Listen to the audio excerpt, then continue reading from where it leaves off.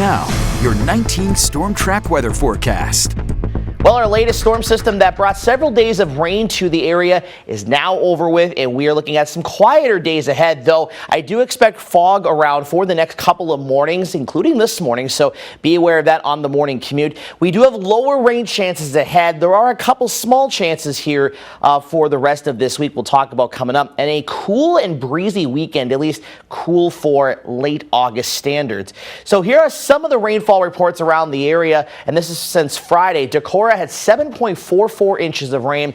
We had just under 6 inches in Harmony, a little over 5 inches in Dorchester and Alameda County. We had about 4.5 in Cochrane, and then we had about a little over 3 inches in Black River Falls, and in La Crosse, the totals there generally between about 2 and 2 1/3 inches, and just under 1.75 inches in Winona. And again, there are other reports around the area in that 2 to as high as 6 inch range across the area. But now that area low pressure is farther east this morning, wedge of higher pressure settling in, and we will have some quieter days ahead here going forward. We are going to deal with some of that patchy to dense fog this morning. There is a dense fog advisory in place for a good chunk of the area until 9 a.m. Once that burns off, though, we are looking at a decent amount of sunshine today, but in the afternoon, a couple of isolated showers, maybe a thunderstorm will develop, which will continue into at least about sunset tonight. Once the sun goes down, we should see those rain chances diminish, though Future Track's wanting to keep maybe a shower or two in parts of the area after midnight.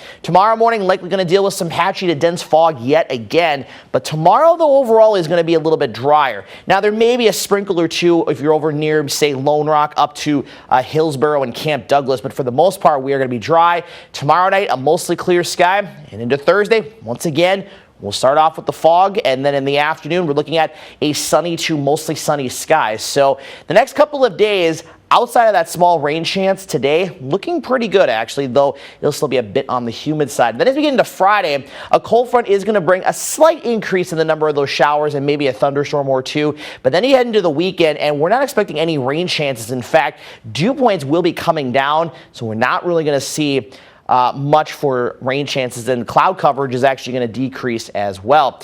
And overall rain for the next 5 days, really not much, about 1/10 to 2/10 of an inch or less. So actually going to see lesser rain totals, and we're going to be, again, entering kind of an extended stretch of drier weather ahead. And you can see those dew points, again, kind of still in that very humid to a bit humid category the next few days, but then it really drops off as we head into the weekend and into early next week with dew points in the 50s and possibly even a little lower than that. So here's the extended forecast. Temperatures right around average the next couple of days, and then we drop into the mid-70s Saturday and barely getting above 70 on Sunday.